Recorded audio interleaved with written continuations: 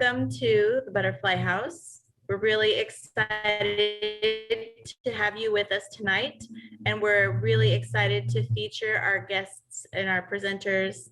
Our very first presenter that we have is coming into us live from Oklahoma. Let me see.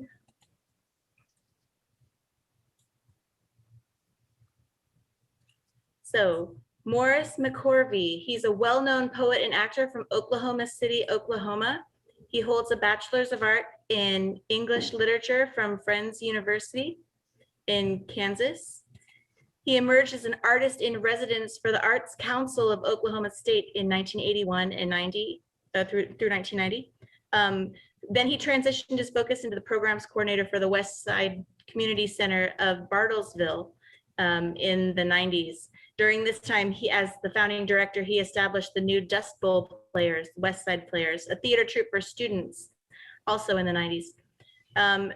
And most recently, he's the featured artist of Poetry Night at Gizzy's Pub in Dewey, Oklahoma.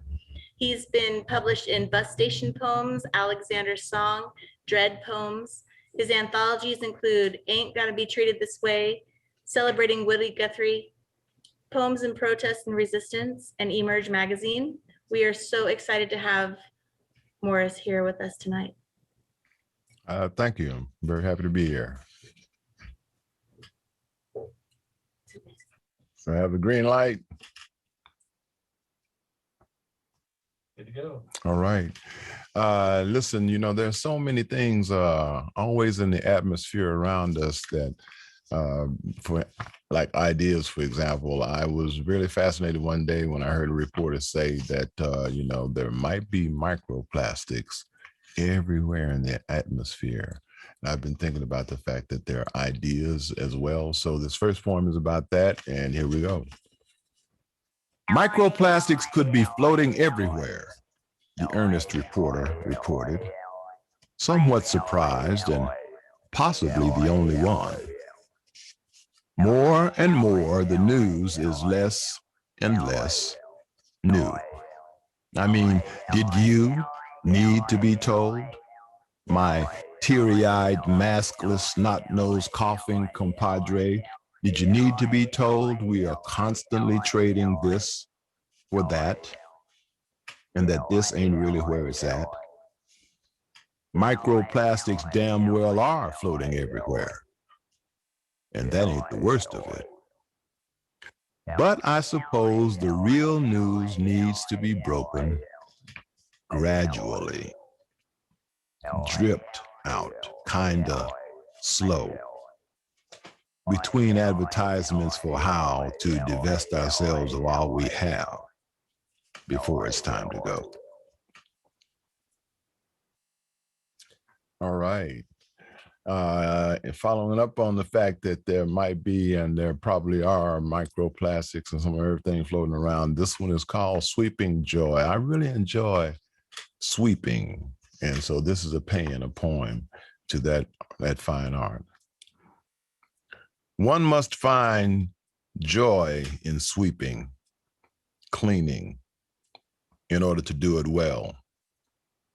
Gathering and disposing of the dust and detritus of others, mostly, as sweepers tend to be people who need less sweeping up after, an admitted outnumbered class of simpletons who tend to recycle, conserve, serve, and so on, as if it makes a diff, and actually literally hug the occasional tree. Low-tech straw broom sweepers, stroking out a Zen garden of cleanliness, soothed by the simplicity of their task.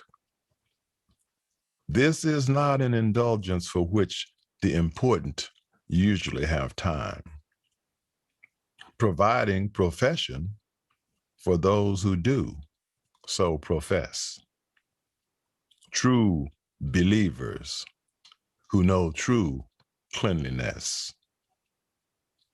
There are those with dirt floors. There are those with dirt floors. There are those with dirt floors cleaner than yours of hardwood and tile. Cleanliness is next to godliness, my elders repeated back in the day, as they say. But what about those who don't believe? What kind of trail will they leave? Joyful sweepers, sweeping joyfully, sweeping patterns that finally weave an earth clean enough to eat off of. This next one is about dealing with this earth that we need to clean up, and it's called How I Deal with the Real. Sammy Davis Jr. is dead. I'm flat on my back in bed. It's 5 a.m., so it can't be him singing Candyman in my head. Dear Dizzy Gillespie is gone and will not return at dawn. But I heard his horn the day I was born, and that turned my poetry on. And I can't say for sure what it means, but I can tell you how I feel. A hero is a man who does what he can, and that's how I deal with the real. The great Miles has moved on, they say, but not in a silent way. It's about that time for a love sublime, and our prince will come someday. Though the Duke's been away for a while, he left us his grace and his style. In a musical note, every song that he wrote could turn any tear to a smile. And I can't say for sure what it means, but I can tell you how I feel. If we all gonna fly, there ain't no need to cry. And that's how I deal with the real. And what of the great Lester Young, this nation's first Black president? No squares know his name or sing of his fame because they can't figure out what he meant. And what about Charlie the Bird, connoisseur of the barnyard pimp? The hip chant "Bird lives," and squares ask, "What gives?" and claim that he walks with a limp. And I can't say for sure what it means, but I can tell you how I feel. You can't put your trust in glorified dust. And that's how I deal with the real. And that's how I deal with the real.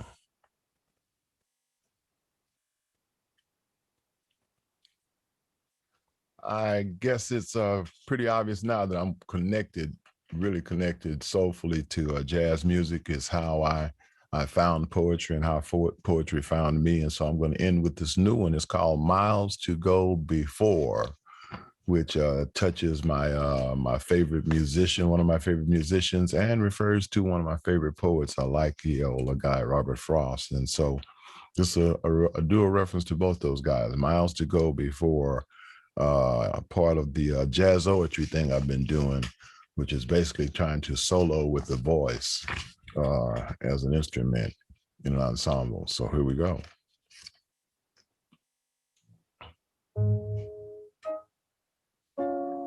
Amazing how many mornings I am awakened by a reveille of Miles' bugle horn, chased by a train of emotion, riding solid rails of a sublime rhythm section trail.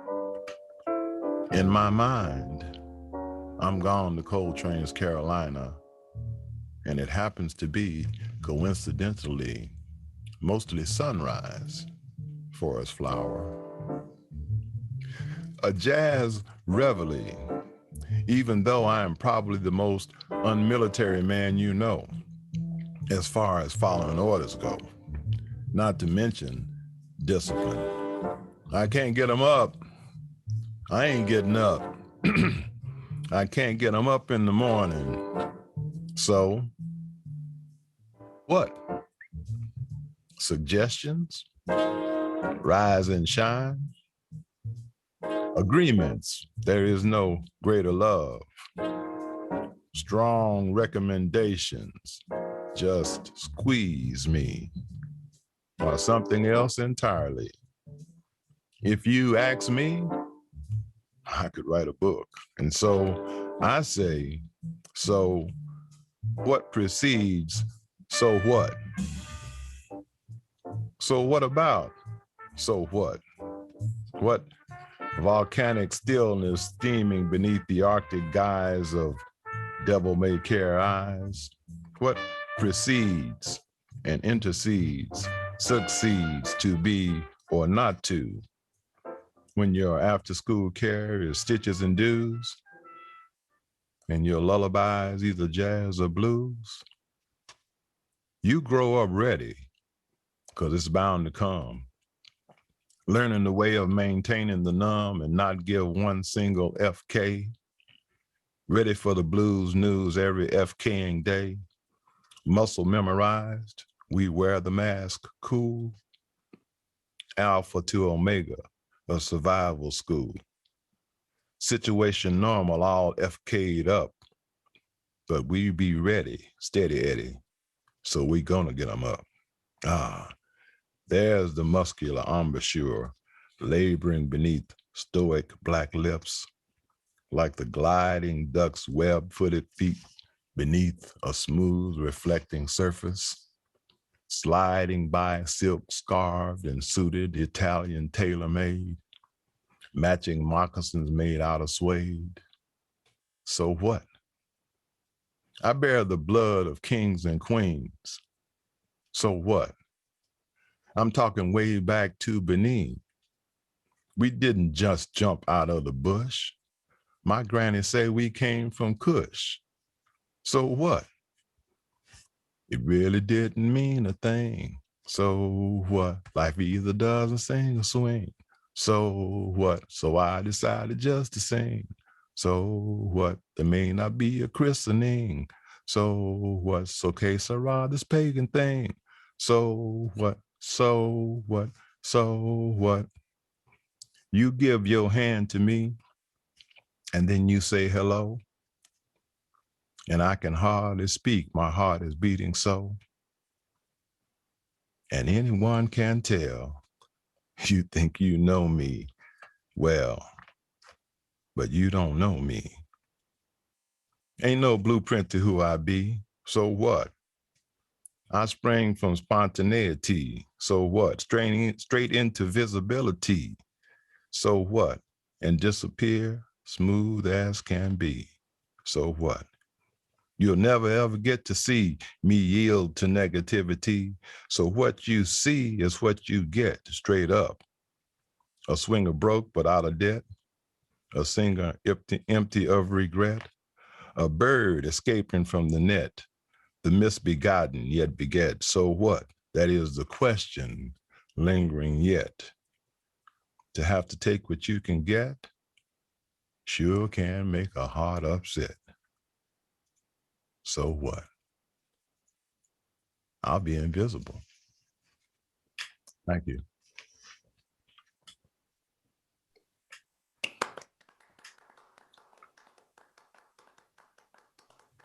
Thank you so much, Morris. Thank you for sharing with us. Next up,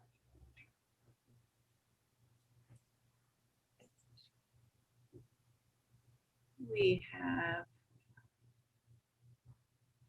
Brian Glazer. Brian Glazer has published 3 books of poems and many essays on poetry and poetics. He teaches English at Chapman University, and we encourage you to look at his bio to have his Instagram as well, so you can follow him. Today he is sharing his piece. Would you like to introduce your piece, Brian? Yes, sure. Thank you very much, Jennifer. And thank you, Morris, for the beautiful poetry. And thank you to Madeline Spencer and other conference organizers. I'll just read one poem. It's got 4 parts to it. It's called Mission San Juan Capistrano. And it's dedicated to my undergraduate mentor, Carolyn Porter. Solstice light came at me like a memory as I walked out through the chapel doors, away from the darkness of its gold, into the mid-morning rich and silent air. There were no school children touring there, but the problem still lay heavy on me, and I sat on the bench to observe the fountain where the ghost of water played and splashed, and I spoke like a man possessed, my question for believers, those who love to know. How could your God have let these warrior priests bring their diseases to the children who called out to their mothers here? I read this autumn the best answer of any yet. God doesn't want us to know why, for then we would give up on justice forever. But the death and suffering here of these innocents eats like frostbite at my mind. Like the fire of lightning from a strike so dark it goes unseen, the friar in a simple cassock was seated next to me out of nowhere and replied at once, "Your idea of innocence is too easy to mistake for grace, pilgrim child. We are all fallen. We all must be saved. Don't trouble yourself with questions that suggest you know more than the Almighty. The chapel is the weapon against the wretchedness of man." I turned to test his eyes for wisdom, but he was gone, and then the memory came in earnest, walking those grounds with my two young children half a decade before, taking pictures, reading graves, picking up books in the gift store and putting them away, and riding back home from the mission on the train, traveling backwards in our seats, seeing where we'd been a second before, like the angel of history traveling home, his maps ripped from him by the wind. I returned that evening in my dreams to the graveyard, 2,000 unmarked graves celebrated by a crucifix, the Talon X. One by one or in pairs, the other tourists left, and I was standing in the shadow of the wall when I heard him call me from the father's grave. "Don't be troubled," he said. "Come here. You are like an old man who has forgotten the words of the hymn and yet begins to sing."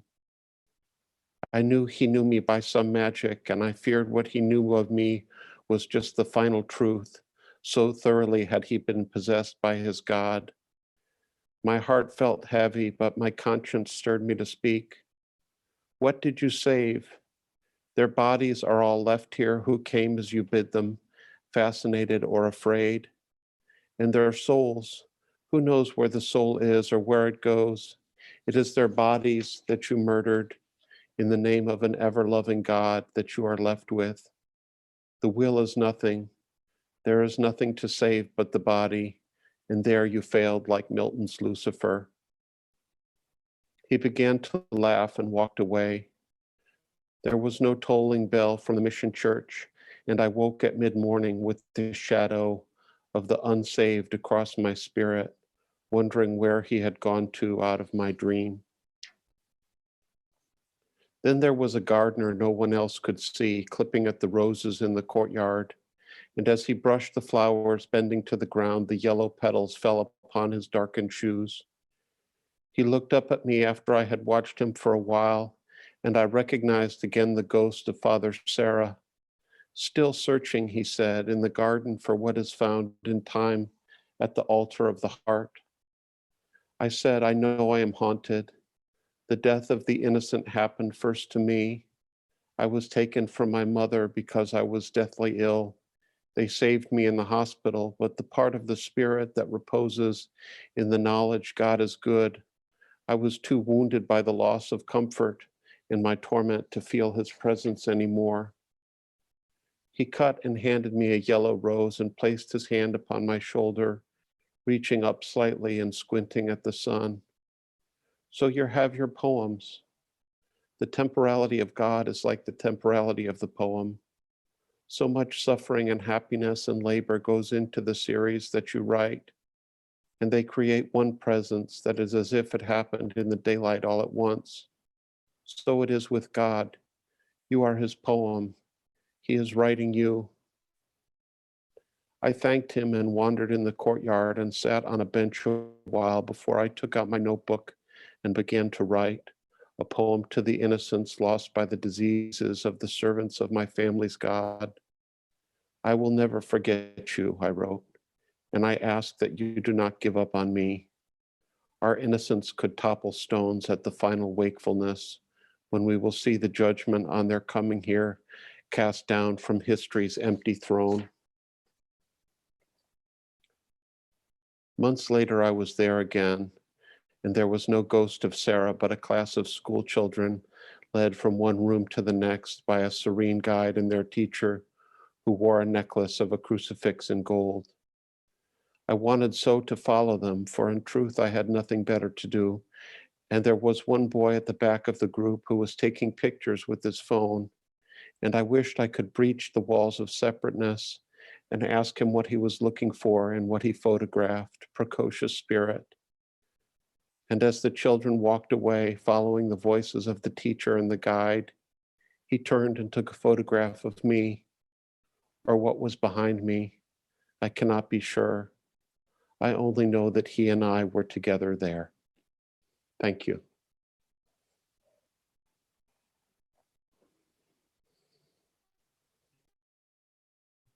Thank you for that, Brian. Thank you very much.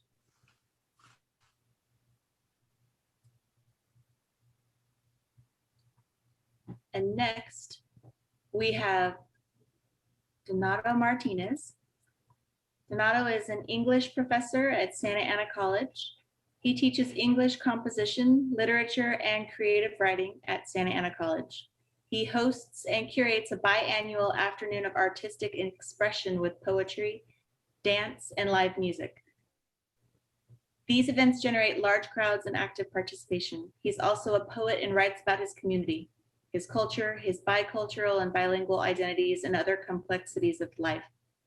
Influenced by the sounds and pulse of the streets, people, music, and the magic of language, he has a chapbook with 3 other Inland Empire poets, Tacos de Lengua. His poetry explores the meaning of being a Chicano while living in suburbia. He stays connected to his barrio upbringing and the beauty of his culture, language, and music of his adolescence and adulthood. Donato? Oh, yes, I'm here. Thank you so much. Yes. Thank you, everybody, for being here. Thank you, Boca de Oro, my fellow poets and writers, students and family that are here. I'm so excited to share some stories. I'm gonna get right into it. This is my very first one, and this one is kind of a celebration of the kind of languages and the languages that make up what a Mexican American, a Chicano, and the trajectory and some of the experiences that we've gone through. So it's called Barrio Stories. Nahua palabras, beautifying their antepasados and giving tribute to our ancestral roots. Like papolotes and tecolotes, aguacates become Chicano, become guacamole, because we are keeping the language alive with greetings of our beautiful gente. And mexicatiawi, hermano, y buenos días, compadre. Adelante, amigo. And greeting a young, recognizable young homie like, what's up, fool? Did you hear about the car crash last night by the liquor store? A young hyena was pushing her stroller. Our language transcends and evolves and ruptures time periods and histories. When we speak, we do it in our twisted, tangled trabalenguas. Our stories are told in bold and brazen graffiti scrawled letters of who was here and who passed away. Too many young Chicanos with RIP slogans. Pinche desmadre that he died too soon. Y su abuela couldn't even believe that his nieto died before her. Her strength is wrapped around her like a warm rebozo on a cold morning. But now she wears her black veil of sadness. This mujer india has birthmarks and scars on her back that tell stories of how she crossed the desierto wearing solamente sus pinches huaraches. She survived rape from the coyote, abuse from her husband, and multiple miscarriages. And now she has to pay respect to her 90-year-old nieto, this grandmother of indigenous features and a wrinkled face of knowledge. Her hands like fragile dry leaves, but today they still smell of this morning's masa as she fingers her rosary while praying to the Virgen. Never learned to read, but can tell you about the movement of the stars and the remedies and about the beautiful hummingbirds that would visit her in the spring. She can tell you about survival and resiliency and sadness and love. The graphic and raw stories are immortalized in the vibrant colors of the murals by the young men and women self-taught. Porque para qué voy al museo cuando tengo el arte en mi corazón? ¿Para qué chingados voy to the galleries when my inspiration is in the middle of the street? I can hear the sounds of paleteros and car horns, the sound of music that blasts from all directions. I can smell the street tacos and vending trucks. Y chales con la pinche jura, trucha homie. Watch my back while I finish the outline of this mural. Chiflame cuando veas la pinche chota. Because all I want to do tonight is drink a 40 and pour some for the dead homies. Because I want to smack the shit out of Donald Trump pinche piñata and splatter its insides all over the place because I do not recognize your wall. Because no border can stop the flow of water or blood or humanity. You build it, we will still come because there is no border. Mi gente vive en los files y en los campos and the ghettos and the mobile home parks and the slums and the apartment complexes and the barrios. We live in downtown projects under the city lights. This is occupied America. I don't have to leave or go anywhere because this is home and it has been like that forever. We are the victims of a violent history of bloodshed and barbed wire gouging the skin, ripping the flesh while chasing this American dream. But our stories are also future dreams. I've seen our loved ones once again with the warm, long overdue embrace of love because no words need to be spoken in this beautiful act. But when you read about us, you'll read about our stories, and our stories are survival. They're of resiliency and sadness and love. That's that one, my friends. Hope you guys enjoy that one. I'm going to read this one, and I'm inspired by a lot of music, but particularly like hip hop. And I wanted to do this one because I saw a lot of beautiful things going on with Black Lives Matter, and I saw a lot of brown people, and saw a lot of young people, a lot of young students at the forefront of student activism, at the forefront of a lot of protests that transpired in the last, in the last 4 years of Donald Trump's presidency. These are the connections that I feel. Some connections that I feel between Black people and brown people, and also, unfortunately, some of the parallel problems, in terms of filling our prisons and economic disparity, and no political voice and things like that. So it goes like this. Some fools think Mexican MCs ain't real, but Raza's been in it since the creation. The genesis grew in the marrow of my bones. This is my inception, my conception, and it's more than a dream. I sucker punch fools, I ain't even drunk. Bad taste in my mouth like stanky funk, like love and sex in mama's garage, stories of ghetto dreams. Gunshots pierce the sky. Grandmother's rosaries are keeping vatos alive. My father's working overtime and we smoke peace pipes because we up all night. Mama's riding the bus past midnight and cats live more than 9 lives. Out of the muck and the mess walks a beauty with a fine dress. Hearts are caressed, fake rappers digress, flows are a mess. I put haters to rest. Gunshots and sirens unrest. Yellow tape covers blood and flesh. Crumbled papers become fresh. On walls of graffiti, love is professed. Songs and poems lullaby babies to rest.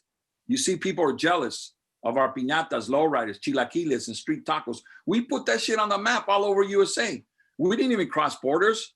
We brought order to this chaos and disorder. So I cross my T's and I dot my I's, and you can check that shit because this is my new world order. Why the hell are we fighting?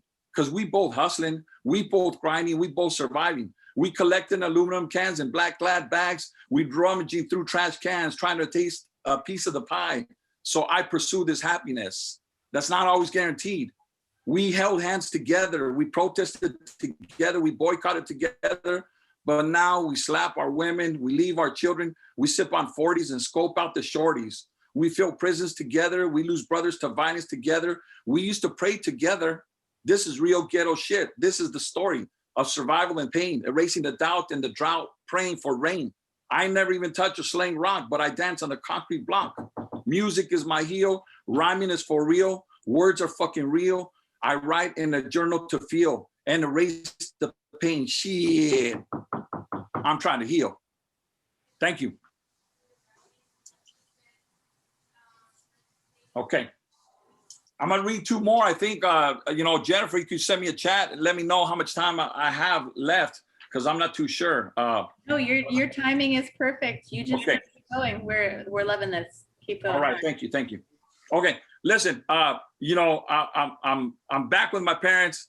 I'm going through transition in my life, and I'm learning a lot of things about my parents. And so I know that this is a little tribute to my mother, because she's got stories for days. And so I just wrote this one not too long ago, and it's called The Little Story About My Mother. My mother dropped out of school in the 2nd grade. She was raised in a pueblo and had little opportunities.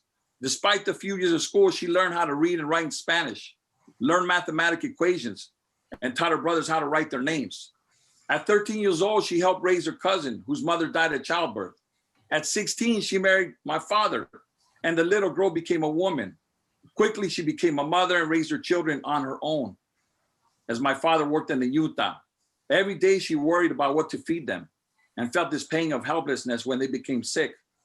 During the summer, she went to a nearby arroyo to wash baskets of clothes. Other days, she would haul cántaros full of water for meals and baths. She would go to the molino for masa on a daily basis. Somehow, she was creative in making meals with the little she had. She immigrated with her family in 1973, and the children enrolled at local elementary school. She never learned English, but picked up words enough to survive when she helped make flour tortillas at her kids' schools. She never had a job, except for a few scorching summers picking grapes in the fields of Fontana, Miraloma. With her oldest children, she would arrive before the crack of dawn. By the mid-morning sun, her cheeks became rosy red. Her brows became smeared with dirt and sweat. Her hair became untied and tangled underneath her hats. And the sand underneath her feet trampled her many times. On the way home, she urged my oldest brother to drive quicker for fear that her frijoles, slowly warming on the stove, would burn before she arrived. My mother had her hustle. When I was a little boy, late into the night, my mother would sneak into the bedrooms of her children. She made sure everyone was covered with a blanket and whispered a tiny prayer in front of every sleeping child. My mother was the victim of my father's anger. She sustained many years of physical blows and verbal abuse. He never flinched at hurting her or holding nasty obscenities in front of us screaming children. She asked me about love one day. I tried to explain the feeling.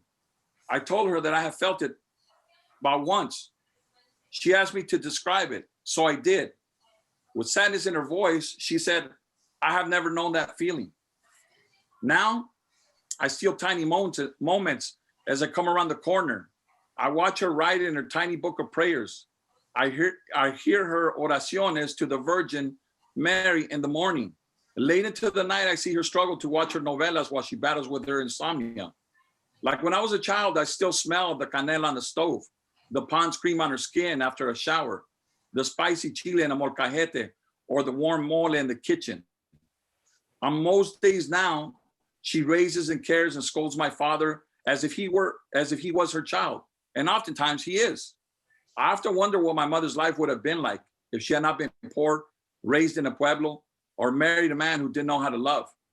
With all that love, intelligence, and hustle, the salt of the earth woman, hecho de barro, may have been a teacher or an artist. However, she is the greatest storyteller. Thank you. I just have one more piece. It's a very short one. Is that okay, Jennifer? Are we still go with time? Okay. All right.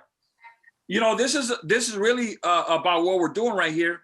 It's about taking opportunity when somebody asks you. It's about, not saying no. It's about saying yes and believing in yourself. And it's about just putting it out there. And so I'm putting this out there. It's called Say Something. Bump that shit, dog. Make the windows rattle. Make screen doors come off its hinges. Shit. Make the 911 emergency sirens go off. Make the neighborhood dogs bark like they see a cat. Make these cats stop in their tracks. Make teenage boys rise from their video games to witness the noise. Make Wu-Tang ask, who bringing the motherfucker ruckus? Make the old folks get up and dance. Talk their muscles and bones into moving like they haven't for years. Then quiver to the ground. Make flowers rise through the earth and break concrete above them. Rip through the glory to reach the sunshine. Make a loud scream, a testament to your survival. Make your next word mean something. Imagine that it's your last word. Shout it at the top of the lungs because it feels so damn good to scream and holler about everything and about nothing. Make alcoholics gain moments of clarity. Make sinners crawl on their knees for repentance. Make a new drug of words. make people fiend for another hit of this language, like scripture, like speaking in tongues. Bump that shit, dog. Let me hear that battle cry, fool. The scream for help, the wail from a mother looking for her missing son, or the pain from a lover who abandoned you.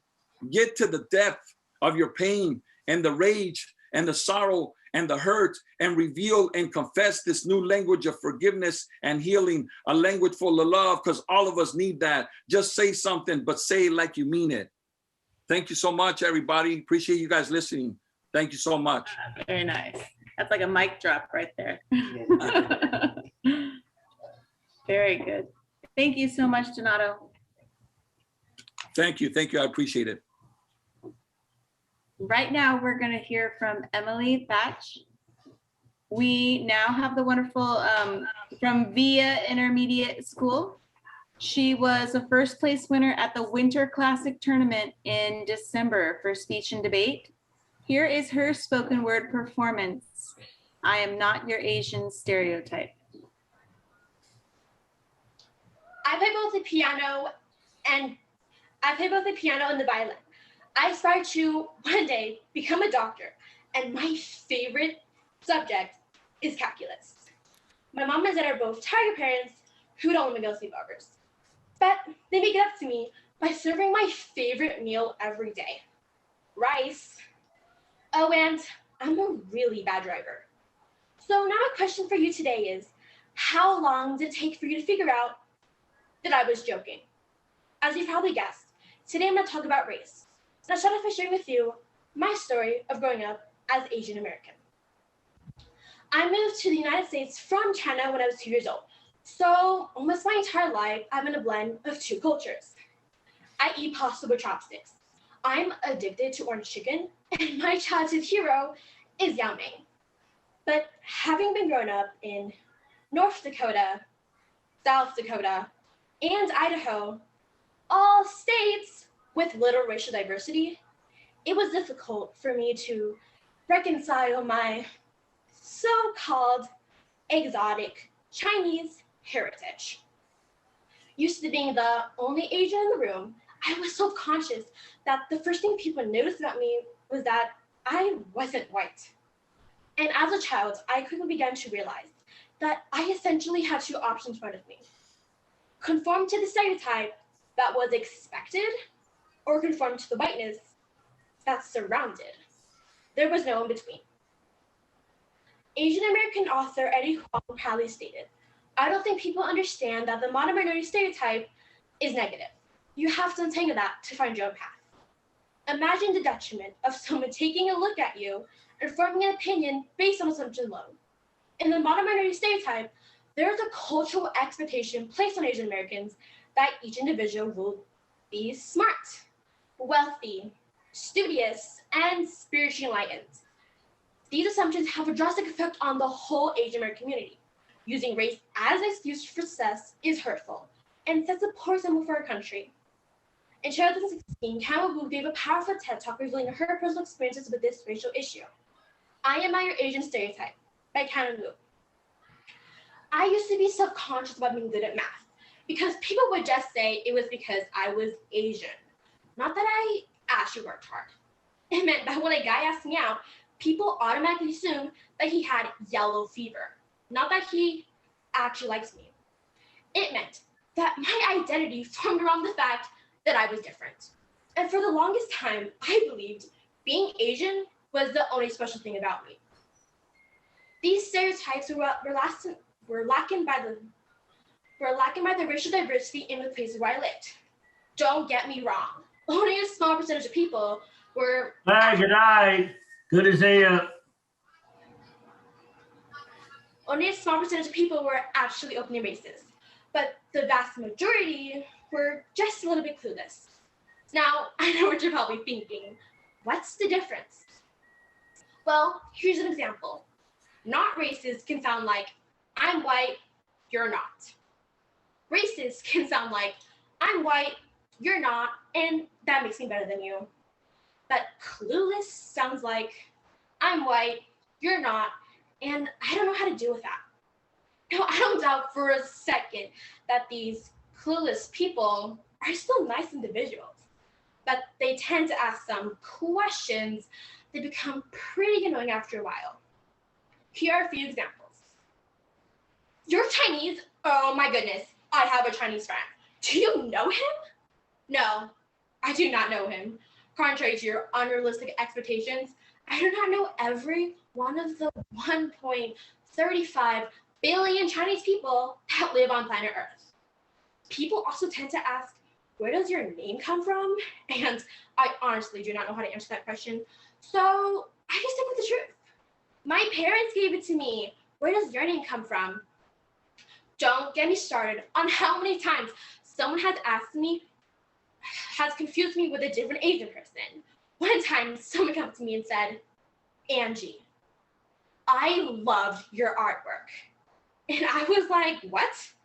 So I just thanked them and walked away. But my favorite question out of all the questions that I have been asked is the classic, where do you live? Because I have lived in quite a few places. This is how the conversation usually goes. Hello, where are you from? Oh, I live in Boise, Idaho. Right, but where are you really from? Well, I lived in South Dakota for a few years. Right. What about before? I also lived in North Dakota for a while. Okay, well, I guess what I'm trying to say is, have you ever lived in a place where people talk a little differently? Like, far away from here? Oh, I see what you're trying to say. Yes, I have. I used to live in Texas. By then, they just have wondered themselves why I wasn't like the cool Asians, like Jackie Chan or Jeremy Lin, or they just skip the needless banter and go straight to the, where is your family from? Just an FYI for all of you out there, this is the safest strategy. As amusing as these interruptions were, oftentimes it made me want to reject my own culture because I thought it helped me conform. I distanced myself far away from the stereotype as much as possible by degrading my own race or pretending I hated math. And the worst part was, it worked. The more I rejected my Chinese identity, the more I became popular. My classmates liked me because I was similar to them. I became more confident because I knew I was similar to them. I looked down upon those Asians who didn't fully assimilate themselves because I knew I was better liked than they were. People would say that I was like a white girl trapped in an Asian body, and I took this as a compliment. But as I became more and more Americanized, I started to lose bits and pieces, parts of me that I can't get back. And in the end, no matter how many times I tried to convince myself that I was the same as my American classmates, I wasn't. Because for the people who lived in the places where I lived, white is the norm. And eventually, white became my norm too. For my 14th birthday, I received the computer game Sims 3, where you create your own characters and you control their lives. My 14-year-old self created the perfect family, complete with a huge mansion and a big swimming pool. I binged the game for like 3 months and then put it away. Never really thought about it until a few weeks ago when I came to a sudden realization. The family I custom designed was white. The character I designed for myself was white. Everybody I designed was white. And the scary part? This was by no means a conscious decision that I decided. Never had I thought I could actually make the characters look like me. Without even thinking, white had become my norm too. The truth is, Asian Americans play a strange role in the American melting pot. We are the model minority. Society uses our success against other people of color as justification that discrimination doesn't exist. But what does this mean for us Asian Americans? It means that we aren't quite accepted to be similar, and we aren't quite different to be both. We are in a perpetual gray zone, and society doesn't know what to do with us. So the group of our culture and our image, they tell us that we must reject our own heritages to fit in with the crowd. They strip our identities one by one until we are American, but not American. Foreign, but not foreign.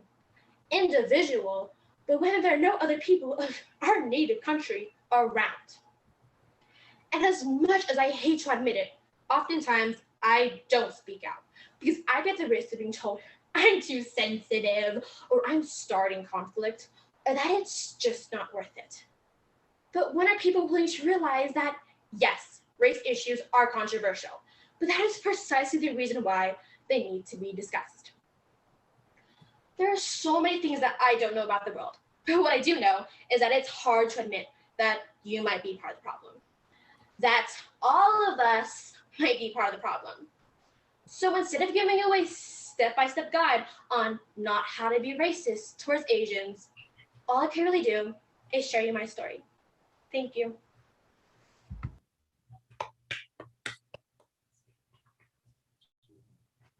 Wow, thank you so much, Emily. All right.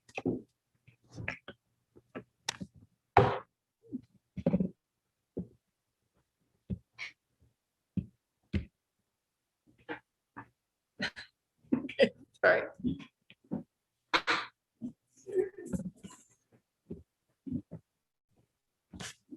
All right, we have our next guest. Looks a little crooked.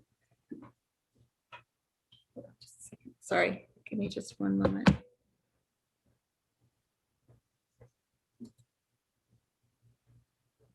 Camille Lacey is a multifaceted artist, actress, and professional soccer coach. She holds a bachelor's of arts in English with an emphasis in theater and science from Brevard College, North Carolina.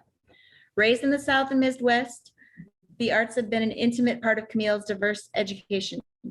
Classically trained, she's performed at Golden West College under Tom Amen in roles such as Blanche Dubois in Streetcar Named Desire, Sister James in Doubt, and the governess in the turn of the screw.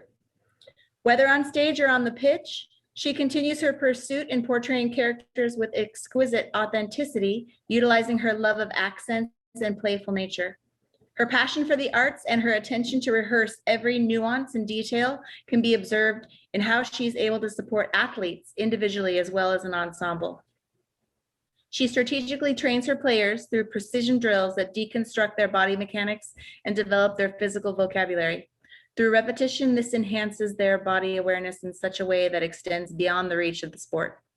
In her continued 15 plus years of service in Southern California, she coaches players of all ages, genders, and levels. Welcome, Camille.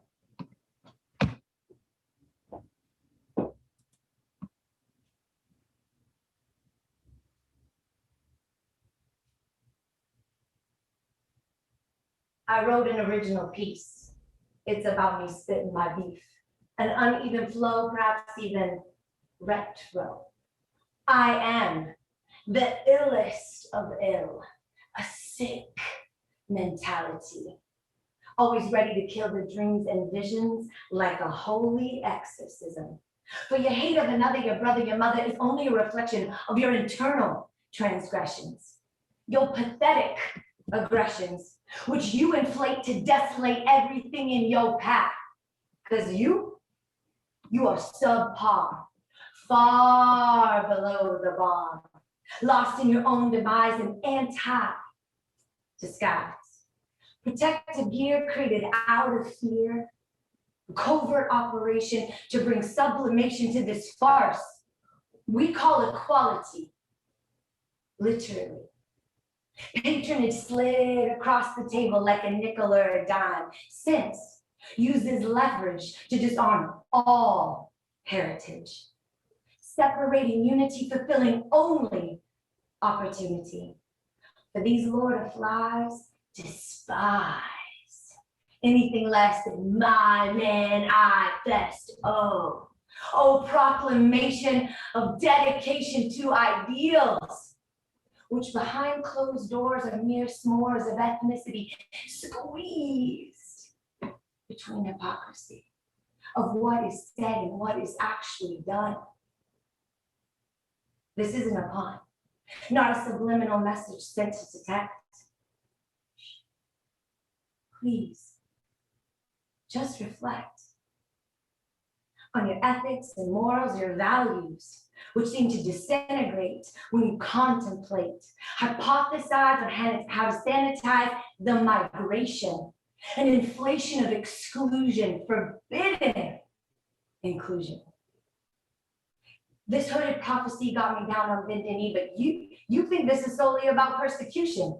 This is about a revolution, a time to stand up to the executioners who transfer their misogyny like a song sung with glee in hopes to mask a raid on humanity with inexplicable vanity. For it has again begun, this fight for restitution, standing on the shoulders of 9,000-year-old soldiers, plagued by marching to the beat of oppression, suppression used as a tool to misuse, abuse this beautiful mind, this ethereal spirit. But as I pause in this fervent clause, I will woe man up, no longer a starry-eyed buttercup, and confront this atrocious start by many a government, and make them hear my screams and heed to my regime. Thank you. All right, girl. All right. Yeah. It's my girl. It's my girl. That's right. Go, Camilla. And that is our night. These are our performers. Whew. Hi, everybody. Sorry. I want to take a moment to say thank you. Thank you very much to everyone who's joined us tonight at the Butterfly House. I know that our time is just about finished. So before we go, are there any final words that anybody might have to share or say, or questions to ask in the chat for any of our performers and presenters tonight? I just want to thank you all for sharing. It was damn well done, and thank you so very much. I'm proud of my girl and Donato. That was some great fucking stuff, man. Thank you. I love you. I'm proud of you too. Thank you, Morris. Thank you. Thank you all. Yeah, thank you. Excellent. Thank you for sharing space with us tonight. All the poets were wonderful Absolutely. performers. Thank you, guys.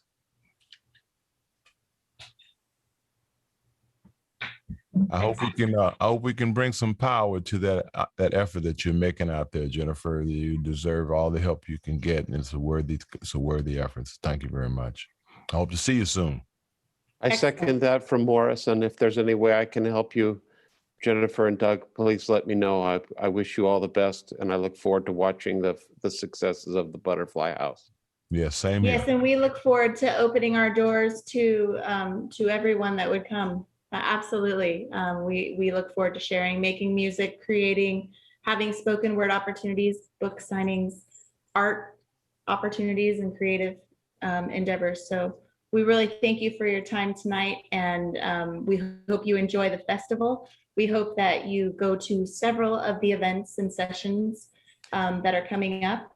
I know here at Butterfly House, we have 2 more sessions. We have one tomorrow, which is an art workshop meditation. It's a half hour of 5 to 5:30.